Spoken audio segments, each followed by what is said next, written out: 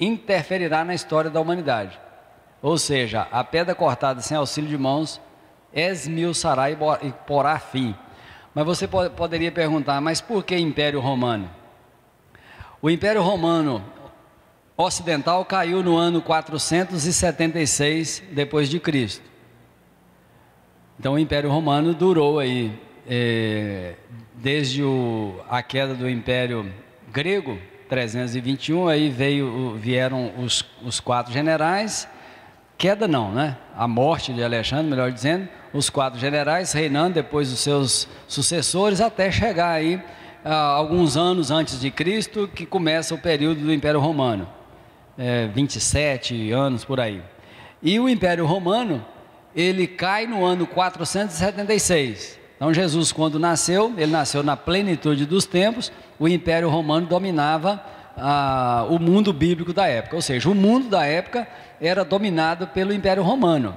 A população mundial, na verdade, estava concentrada ali, nas terras chamadas, a gente chama de terras bíblicas, o mundo bíblico, né? Porque concentra os olhares naquilo ali. Você olha para o mapa da Bíblia, abarca toda aquelas regiões por onde Paulo percorreu. Paulo percorreu o mundo da época, praticamente o mundo da época todo, praticamente. Tinha a Etiópia já, nos dias de Jesus, faz referência à rainha de Candace, aquele oficial da rainha, então é na Etiópia. Mas a concentração era ali, as massas estavam ali, o Império Romano dominando. No ano 476 depois de Cristo, houve a queda do Império Ocidental. O Império Oriental só caiu no ano 1453, o Oriental. Ou seja, o Império Romano não existe, mas os seus princípios jamais deixaram de existir. As leis, todas as leis, assim, não é as leis, o sistema de governo e de legislação dos países desenvolvidos sempre buscaram no Império Romano suas bases. Tá certo? Então não mudou. Por exemplo, os czares, eles continuaram adotando o mesmo sistema de governo na Rússia, na ex-União Soviética. Então todo o princípio está aí. E esse reino, esse Império Romano, ele está sendo reestruturado, porque nunca se perdeu na verdade. Então quando nessa visão Deus traz a Daniel essa explicação, e nós entendemos que essa pedra cortada sem auxílio de mãos humanas é Cristo. A gente entende que ele destruirá, o final desse reinado é o do anticristo. Então Cristo, quando voltar para destruir o anticristo, e a destruição mesmo, com a sua intervenção, esse período em que Jerusalém está sendo pisada pelos homens, desde o ano 586, quando o templo foi destruído. Então Jesus fala sobre isso ali em Lucas. Durante todo esse tempo ela será pisada, e Jerusalém realmente é como se fosse um cálice de tontear para os povos, e Jesus então interferirá. Esse Império Romano, que já está realmente restaurado, que na verdade ele nunca caiu, ele caiu o império, sim, mas as ideias continuam, elas estão vivas por aí. Os sistemas de governo moderno todos baseiam-se nas diretrizes, ou seja, naquilo que o Império Romano adotou. Até exércitos e toda essa organização de governo, de proteção das fronteiras, tudo foi absorvido, a maior parte foi absorvido dos romanos. E o fim, então, do governo humano vai ser marcado o final dele quando esse anticristo estiver aqui governando o mundo. E é nesse período de 7 anos é que ele terá apenas esses 7 anos. E a volta de Cristo, volta àquela questão do advento de Cristo, para os amilenistas é um só. Para essa outra compreensão, e eu me alinho com essa, você pode ficar tranquilo, tranquila, não tem problema. Se você pensa que não, Jesus volta e põe fim em tudo, não tem problema. Só que analisando a grande quantidade de profecias e de textos que contribuem para com essa visão de que realmente Jesus reinará, porque ele haverá de sentar no trono de Davi, seu pai, e quando o texto diz que seria isso, no trono de Davi, o pai, não é simplesmente um sentido espiritual, segundo esse entendimento nosso, é literalmente regendo sobre as nações. Quando nós cantamos, todas as nações virão e se prostrarão diante de ti, nós não cantamos isso? Tem muito tempo que não canta aqui, mas já ouvi, nós já cantamos esse cântico aqui. E ele é cantado, esse cântico ele é cantado nas igrejas evangélicas. Na verdade, estamos naquele cântico concordando que Cristo reinará, porque todas as nações virão e se prostrarão diante de ti, porque as nações vão mesmo, muitos irão a Jerusalém para receber ali, para conhecer, e no reinado de Cristo isso aí vai ser um reinado de paz, porque Satanás será amarrado durante 1000 anos, e vai ser um reinado de paz. Isaías, por exemplo, ele fala sobre, eu já estou pulando para o milênio, mas depois eu volto para lá. Ele fala sobre as pessoas voltarem a viver muito, a longevidade. A pessoa que morrer com 100 anos morre como se fosse uma criança. Ora, o que nós entendemos? Dá para interpretar esse texto de outra forma? Morrer com 100 anos, morre como uma criança. Aí eu não posso fugir da interpretação literal. Morrendo com 100 anos é como se fosse ainda uma criança. Significa ali, na época dos antediluvianos, por exemplo, viveu 930 anos, Adão. O outro, lá no finalzinho desse período aí, viveu, digamos, todos eles viveram muito, mas depois, o próprio Abraão 187, porque vai reduzindo a idade, né? Mas nós vamos retomar isso aqui, essa condição favorável com Satanás e todo o império das trevas aprisionados por Deus, pelo poder dele. A terra será governada, ela será reinada pelo próprio Cristo, e vai ser paz, plena paz. E aí não tem como, a glória de Cristo ela vai sim se manifestar de forma tremenda, e aí vai se cumprindo uma série de profecias em relação a Cristo. Irmãos, John Walvoord é um estudioso também das profecias. Segundo Tim LaHaye, que é conhecido nosso, eu creio que vocês conhecem, autor daquele livro Temperamentos Controlados pelo Espírito Santo, Tim LaHaye, ele disse que John Walvoord catalogou mais de 1000 profecias na Bíblia. Ele fez um levantamento de todas as profecias, são mais de 1000. E ele, analisando as que já se cumpriram, ele concluiu que mais de 50% já se cumpriram. E se cumpriram literalmente, ou seja, do jeito que está escrito, se cumpriram. Obviamente que nos leva a entender que as demais que não se cumpriram, se cumprirão. E se cumprirão literalmente. Ora, se haverá um governo mundial, é governo mesmo. Se Jesus se sentará no trono, é no trono mesmo. Se ele vai reinar um reino de justiça e paz, é esse reino mesmo de justiça e paz. Se uma criança se um homem de 100 anos, que já é um homem assim, para nós, né? 100 anos, nossa, está velhinho, mas naquele contexto do milênio, ele é novo, porque a morte vai ser, digamos, com 500, 600, 700, poucos talvez morrerão, né? Ficarão até terminar o milênio e entrar o estado eterno. Há algumas dificuldades realmente com as quais nós temos que lidar, e aí a Luana perguntou, a pergunta que ela fez tem a ver com essas dificuldades. Como que acontecerá isso? Mas a salvação não é só agora.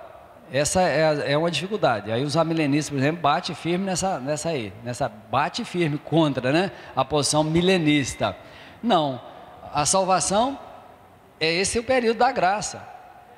Claro, esse é o período da graça. E a salvação é por meio de Cristo, e é pela graça. Mas ele volta para reinar. E como que será essa relação das pessoas? Ora, a igreja foi arrebatada, e quem ficar vai entrar no reino? Sim, cabritos são separados e as ovelhas entrarão. Vinde benditos para o reino. Aí tem algumas parábolas que dizem respeito a isso. Por exemplo, as parábolas das 10 virgens, com todo respeito à interpretação diferente, mas aí é preciso de sentar para analisarmos. As virgens, elas como uma referência à igreja, criam uma dificuldade, porque se é a igreja, 100% irão para os céus, não é isso?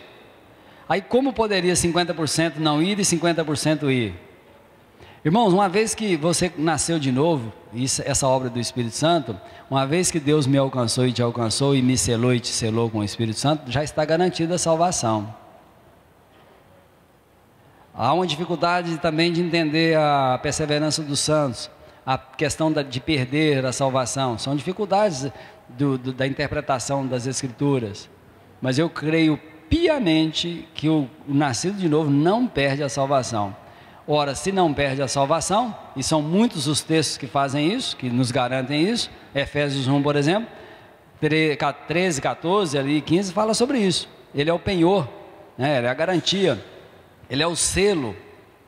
Selo, se uma carta que a gente sela lá no Correios e envia para um destinatário, o Correios que é falível entrega isso lá, dificilmente se perde. Como o Espírito Santo me sela e depois eu não vou?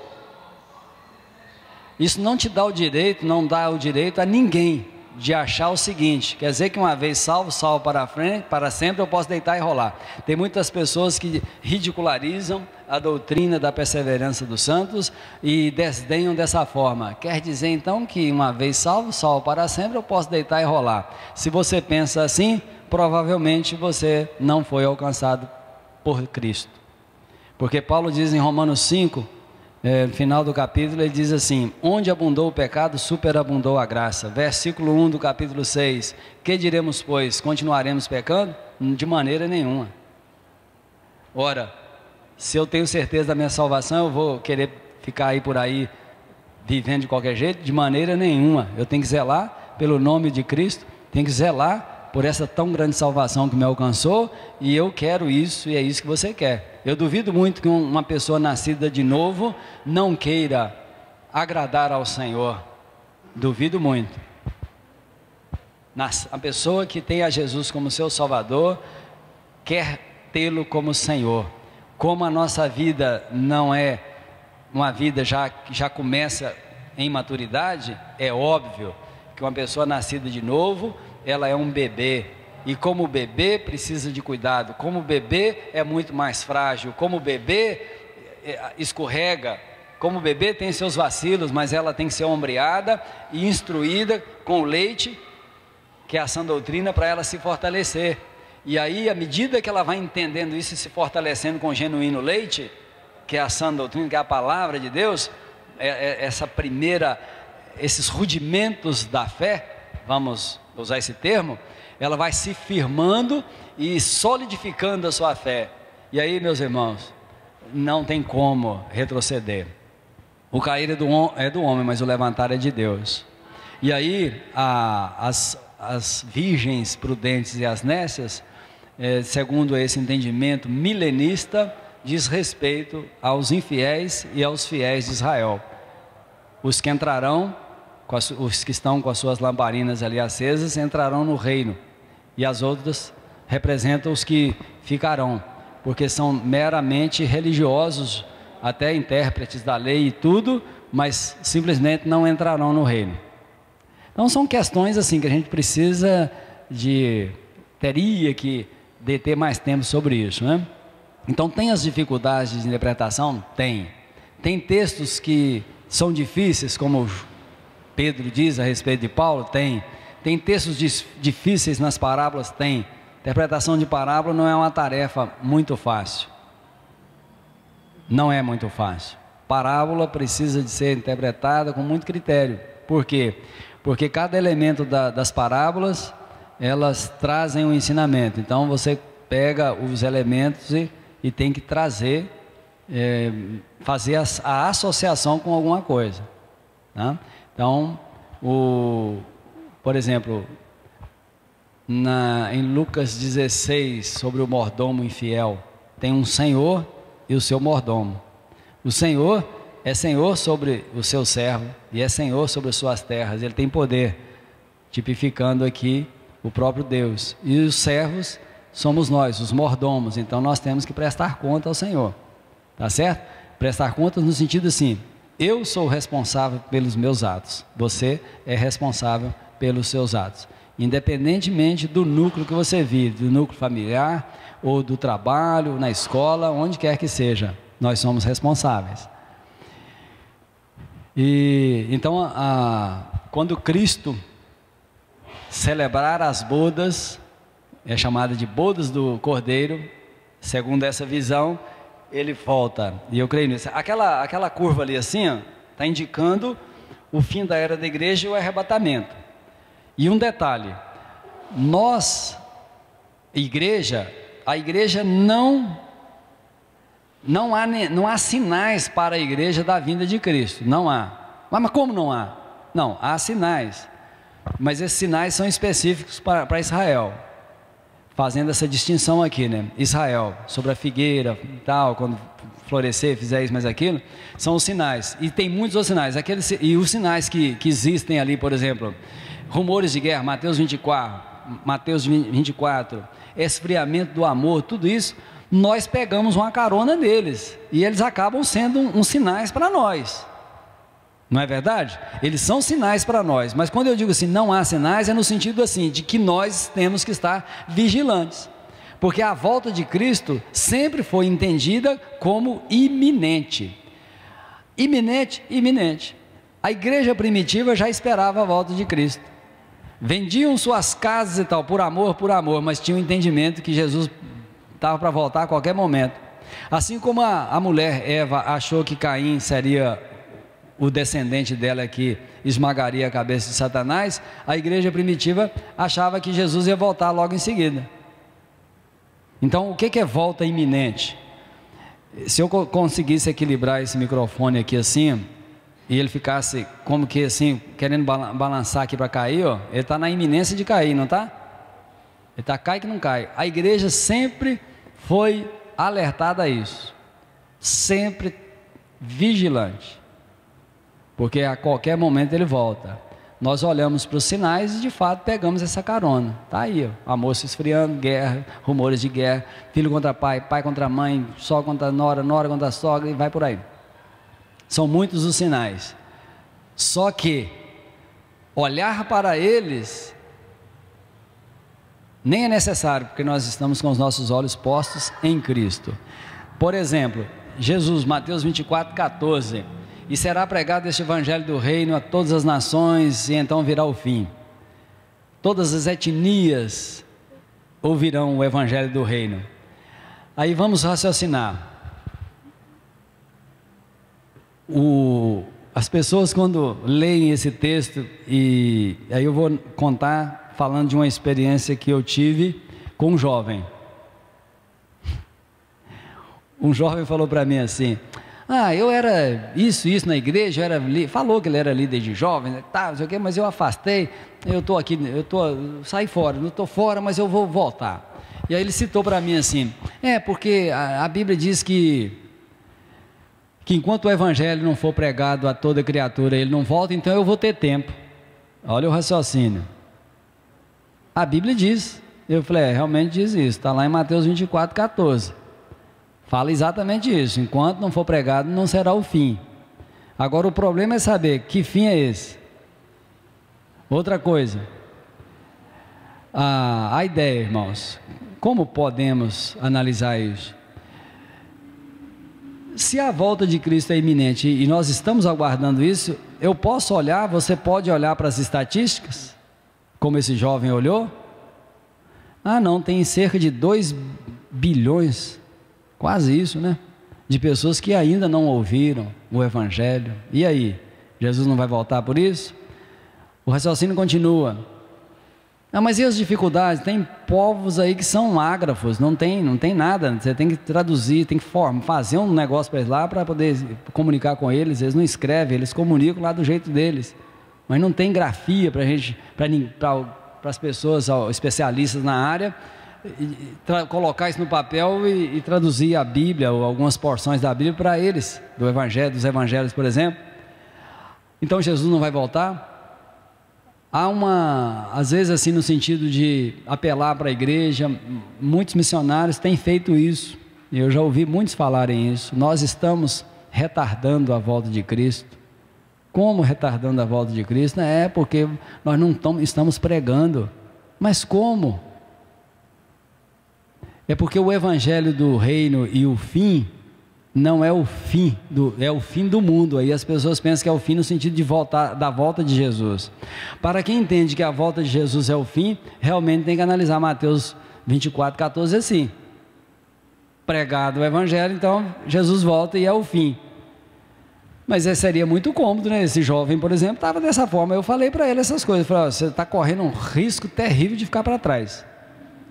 Jesus não vai esperar o evangelho ser pregado em toda criatura e voltar, não. Ele volta, ele arrebata a igreja, quem ficar ficou, entra na tribulação, depois entra para o milênio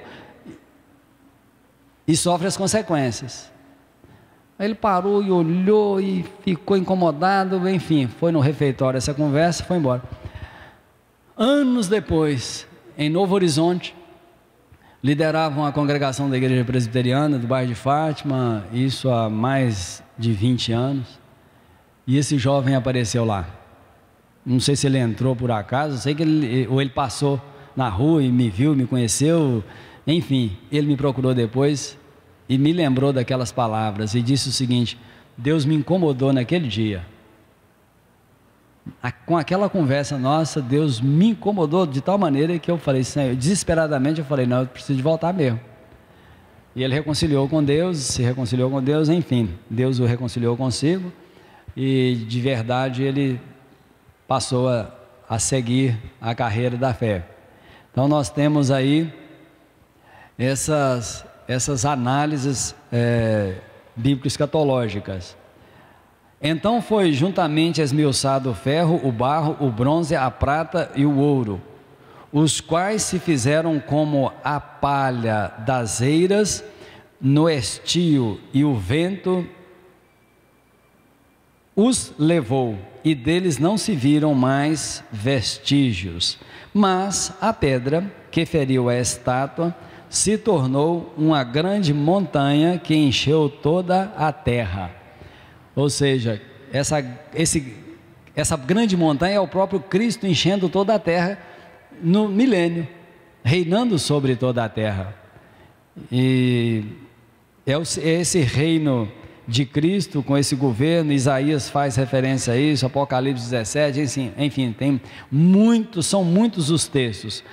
Isaías no capítulo 11, ele fala muito sobre o milênio. Isaías foi um dos profetas que mais falou sobre o milênio. E aí nós encontramos em várias páginas da palavra profética referências a esse período da grande tribulação, período do milênio. E com todo respeito, existe um grupo que crê que Cristo reinará literalmente. Um outro grupo não crê nisso, entende a volta de Cristo como um evento. Mas Paulo fala que nós, e o próprio Cristo também falou, Mateus 24, os últimos, lá a partir acho que do verso 31, ele começa a falar da volta dele, em que as pessoas serão ajuntadas nos quatro cantos da terra. Essa segunda volta dele, então, abrange esse período. Um primeiro evento, que é o arrebatamento, e 7 anos depois ele volta com a igreja. Paulo fala sobre isso. Volta com a igreja para julgar.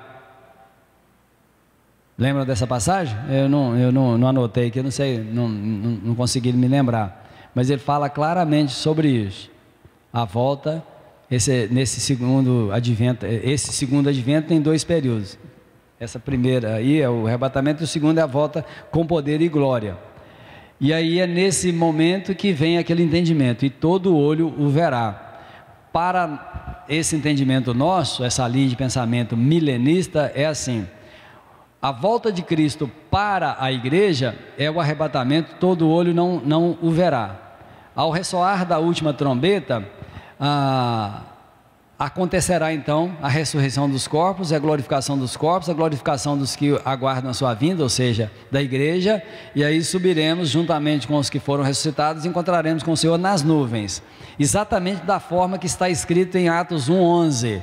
Assim como estão, quando o anjo fala assim, ó, varões galileus, que estão olhando? Pois é, da mesma forma que ele está indo, ele voltará nas nuvens.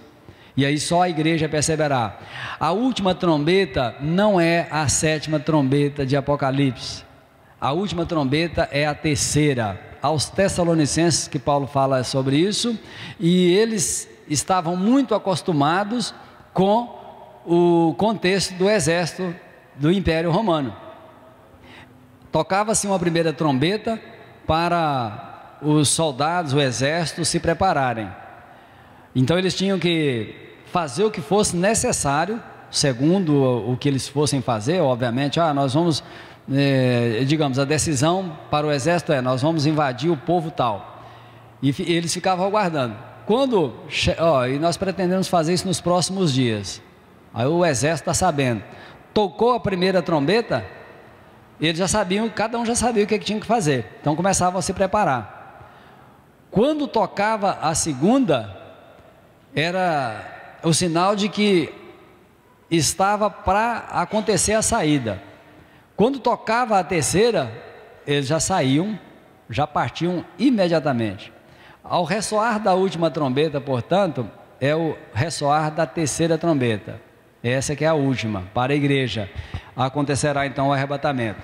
A 7ª trombeta do Apocalipse não é ela a trombeta para o arrebatamento. Aquelas trombetas são de juízo. E quem passará por esses juízos, quem experimentará a ira do Cordeiro, é o mundo, não é a igreja, né? Conforme nós citamos aqui há pouco. Amém? Maravilha, né? Então eu creio mesmo que o Senhor nos salvou com esse grande amor dele, com tudo isso que ele tem feito e fez por nós, que ele não, obviamente não teria mesmo nenhum prazer nisso, nós passarmos por uma tribulação tão grande, né, tão grande que nunca houve, a ponto de você ficar até desesperado ao ler sobre o assunto, né? Então nós não experimentaremos isso, seria até, sei lá, não vou dizer, não tem como falar, porque falar qualquer coisa é proferir contra Deus, e eu tenho temor de falar essas coisas, né? Mas é algo assim, difícil para conceber. Contudo, se nós estivermos errados na nossa interpretação, aí, meus irmãos, creio que não, tá? Creio que não. Creio exatamente da forma que eu estou falando. Mas tem as outras ideias.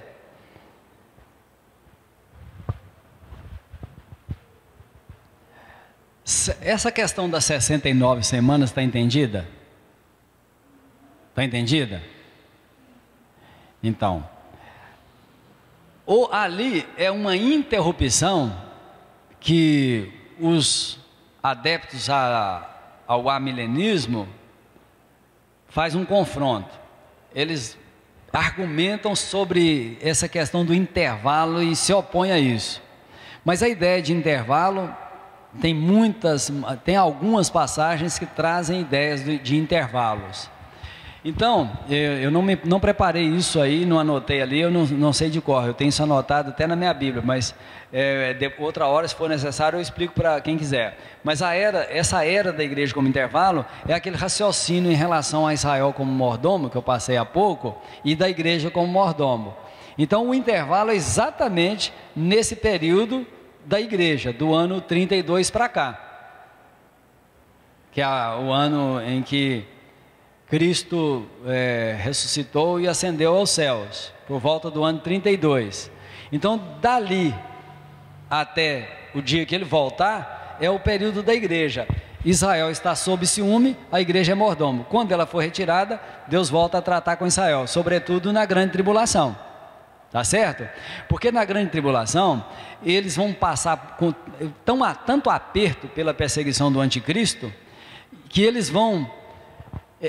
Vai acontecer mais ou menos assim, semelhantemente ao que aconteceu com o povo de Israel sob Moisés perante o Mar Vermelho. O exército de Faraó na espreita, perseguindo, À frente o Mar Vermelho, pelos lados montanha, e não tinha outro jeito a não ser ficar parado ali, até que o milagre aconteceu. E quando aconteceu, providencialmente, por Deus, eles passaram a pé enxutos. E aconteceu o que vocês sabem o que aconteceu. Aqui, quando o anticristo partir para cima de Israel, vai ser exatamente assim. Vão sentir a mesma coisa que os antepassados deles sentiram, viverem as mesmas experiências semelhantes a que os antepassados deles viveram. Vocês se lembram daquela passagem quando Jesus entrou em Jerusalém montado num jumentinho? Em algumas Bíblias está escrito assim: entrada triunfal em Jerusalém. De certa forma estava triunfante mesmo, é porque sempre Jesus foi triunfante, mas no sentido de autoridade, o símbolo era o quê? Na verdade era um jumentinho. Ele entrou, o símbolo ali é de humildade, não é isso? Embora seja Senhor dos Senhores, tenha sido inclusive naquela época em que estava aqui, mesmo não sendo reconhecido, mas ele como Deus era. Mas ele entrou de uma forma humilde no jumento, e eles estendendo as palmeiras e tal, e dizendo, Hosana, não, bendito ao que vem em nome do Senhor, não é isso? Lá está o termo Hosana e tal, bendito o que vem em nome do Senhor. E Jesus disse o seguinte para os judeus lá, para os discípulos e tal, fazendo uma referência a Israel, ele disse assim, até que voltem a dizer, lembra quando ele saiu do templo? Ele saiu do templo e aí simbolicamente ele estava dizendo para os religiosos, vocês não querem nada comigo, eu vou sacudir os pós dos meus pés. É como se fosse isso, porque ele deu essa instrução para os discípulos. Anuncie a paz. Aceitou a paz, a casa abriu e recebeu? Ok. Recebeu, abençoou e tal, fez o que tinha feito. Não recebeu? Pode sacudir os pés aí, porque deixa quieto, pode deixar, é comigo agora. Então ele sai do templo e faz e expressa dessa forma, essa saída do templo e deixando os religiosos ali como de lado, porque não queriam nada com ele mesmo, já tinha afrontado ele várias vezes. Ele faz uma referência mais à frente dizendo o seguinte, até que voltem a dizer, bendito que vem em nome do Senhor. Essa palavra de Cristo, ela tem analisando o contexto ali, exatamente nesse momento em que eles serão acuados pelo anticristo. Eles vão olhar para cima e vão voltar a dizer, bendito que vem em nome do Senhor, porque Jesus interferirá para tirá-los daquela situação. Mas quem que é todo Israel? Que todo Israel? Os circuncisos de coração. Quem? Os eleitos de Deus, aqueles que Deus separou para isso mesmo, para esse propósito. É nesse sentido, sempre tem um remanescente, e quem estabelece o remanescente, quer acreditemos ou não, mas é o próprio Deus. Ah, ele ama a todos, morreu por todos. Mas muitos serão salvos e muitos se perderão. Temos que trabalhar e evangelizar a todas as pessoas indistintamente. Não temos que nos preocupar quanto a essas questões, mesmo sabendo que Deus exerce soberania, que depende dele, mas nós somos cooperadores com eles e temos que fazer o que foi nos ordenado fazer, porque como cooperadores temos que, e Deus nos dá essa oportunidade de nós sermos dinâmicos quanto ao Evangelho, quanto ao exercício da mordomia, porque no exercício da sua soberania, como é Ele que faz, Ele poderia fazer, mas Ele nos inseriu, Ele me inseriu, Ele te inseriu exatamente para tornar dinâmica a igreja. Seria muito esquisito se nós assentássemos aqui e vamos ministrar a palavra, você vai ser ministrado, vai ministrar um para o outro e tal, mas com que objetivo? Se não há de fato uma dinâmica funcional nisso aí. Então Deus faz isso conosco e Ele requer isso de nós. Ele é que é soberano sobre todas as pessoas. 1/3 dos anjos caíram e Deus não salvou nenhum deles. Todos igualmente, olha bem, criaturas espirituais, seres morais, foram criados por Deus. 1/3 se rebelou. Todos perecerão no lago de fogo. Deus simplesmente os preteriu, deixou no esquecimento, no passado. Adão pecou, e com ele todos nós, mas Deus te escolheu. Deus me escolheu. Mérito? Não, nenhum, mas foi Ele que agiu. Conto minha experiência, não tenho dúvida que foi Ele que criou as circunstâncias para que eu pudesse agir, e agindo mediante essas circunstâncias, Ele me alcançou. Se você analisar, você está no processo, por exemplo, pode crer que você está no processo e Deus vai levar a bom termo essa boa obra que Ele começou no teu coração. Creia nisso, porque isso é compromisso dele para comigo e para com você. Todos vocês que estão aqui podem ter essa certeza, Ele vai começar. Continue buscando, continue fazendo aquilo que nos compete, que te compete fazer, que me compete, vamos fazer, porque Ele levará a bom termo todo o seu propósito para cada um de nós. Deus é muito misericordioso, porque se Ele quisesse nos preterir, Ele poderia ter preterido e ninguém se salvaria. Pelo contrário, Ele estabeleceu no seu plano que Cristo haveria de vir na plenitude dos tempos e dar a sua vida, morrer para resgate de muitos. E nós fomos então alcançados com essa bênção da parte de Deus, não pelos nossos méritos, mas pelos méritos de Jesus. Volto a dizer, na família, na igreja, na sociedade lá fora, nós temos o nosso papel a exercer. Amém? Falei sobre as perguntas e falei sobre Luana, mas não falei qual foi a pergunta. Como venceu, faltam 2 minutos, nós vamos encerrar. Às 2 horas, eu vou fazer alguns comentários e nós vamos fechar ali e passarmos para a ministração com um tema aí sobre a família, tá certo? Aí contamos com vocês às 2 horas. De preferência assim, não almoce muito, não come muito não, senão o sono vai te pegar. Tem uns irmãos aí que o sono já pegou, mas almoça um pouquinho, uma saladinha, sei lá, alguma coisa assim, né? Para não ficar dormindo aqui. É cansativo mesmo, irmãos, é cansativo, tá? Não é brincadeira não. A gente faz um intervalo depois, e se der para fechar antes, a gente fecha, não tem problema não, tá bom? Se você quiser trazer também, tiver suas dúvidas, eu sei que tem mesmo, alguma dificuldade que você fala assim, eu não posso deixar isso para trás, ou me procure pessoalmente em outra oportunidade, ou tira a dúvida aqui, porque a sua dúvida pode ser a dúvida do irmão. Vamos orar.